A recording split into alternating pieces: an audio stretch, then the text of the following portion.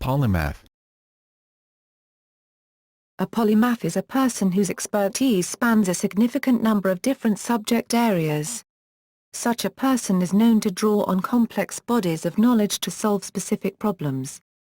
The term was first used in the 17th century, but the related term, polyhistor, is an ancient term with similar meaning. The term is often used to describe those great thinkers of the Renaissance and the Golden Age of Islam, each of whom excelled at several fields in science and the arts, including such individuals as Leonardo da Vinci, Michelangelo, Galileo Galilei, Paolo Sarpi, Nicolaus Copernicus, Francis Bacon, Michael Servetus, Ibn al-Haytham, Ibn Sina, and Omar Khayyam. These thinkers embodied a notion that emerged in Renaissance Italy, expressed by one of its most accomplished representatives, Leon Battista Alberti, 1404–1472, that a man can do all things if he will. Embodying a basic tenet of Renaissance humanism that humans are empowered and limitless in their capacity for development, the concept led to the notion that people should embrace all knowledge and develop their capacities as fully as possible. The term applies to the gifted people of the Renaissance who sought to develop their abilities in all areas of knowledge as well as in physical development, social accomplishments, and the arts, in contrast to the vast majority of people of that age who were not well educated. This term entered the lexicon during the 20th century and has now been applied to great thinkers living before and after the Renaissance. Renaissance ideal. Many notable polymaths lived during the Renaissance period, a cultural movement that spanned roughly the 14th through the 17th century and that began in Italy in the late Middle Ages and later spread to the rest of Europe. These polymaths had a rounded approach to education that reflected the ideals of the humanists of the time. A gentleman or courtier of that era was expected to speak several languages, play a musical instrument, write poetry, and so on, thus fulfilling the Renaissance ideal. The idea of a universal education was essential to achieving polymath ability, hence the word university was used to describe a seat of learning. At this time universities did not specialize in specific areas but rather trained students in a broad array of science, philosophy and theology. This universal education gave them a grounding from which they could continue into apprenticeship toward becoming a master of a specific field. During the Renaissance, Baldassare Castiglione, in his guide The Book of the Courtier, described how an ideal courtier should have polymathic traits. Castiglione's guide stressed the kind of attitude that should accompany the many talents of a polymath, an attitude he called spriztura. A courtier should have a detached, cool, nonchalant attitude, and speak well, sing, recite poetry, have proper bearing, be athletic, know the humanities and classics, paint and draw and possess many other skills, always without showy or boastful behavior, in short, with spriztura.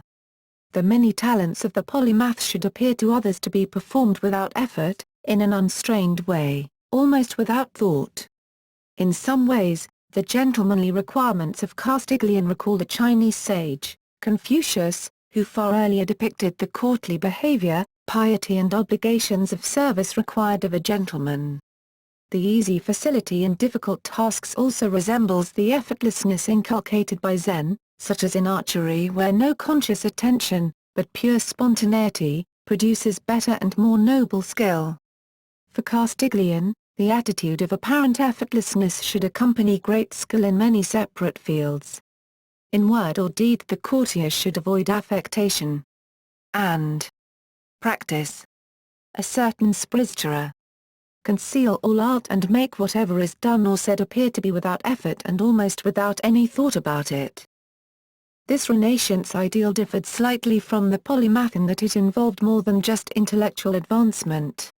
Historically, roughly 1450 to 1600, it represented a person who endeavored to develop his capacities as fully as possible, Britannica, Renaissance man both mentally and physically, and, as Castiglione suggests, without affectation.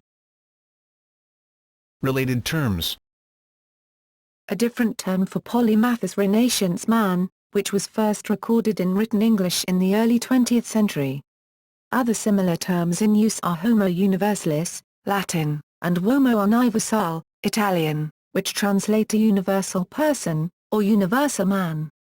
When someone is called a Renaissance man or woman today, it is meant that, rather than simply having broad interests or superficial knowledge in several fields, he or she possesses a more profound knowledge and a proficiency, or even an expertise, in at least some of those fields. The related term generalist, contrasted with a specialist, is used to describe a person with a general approach to knowledge. Today, the expression Renaissance man is usually used to describe a person with intellectual or scholastic proficiency and not necessarily the more universal learning implied by Renaissance humanism. Some dictionaries use the term Renaissance man to describe someone with many interests or talents, while others give a meaning restricted to the Renaissance and more closely related to Renaissance ideals. The term universal genius is also used, with Leonardo da Vinci as the prime example again.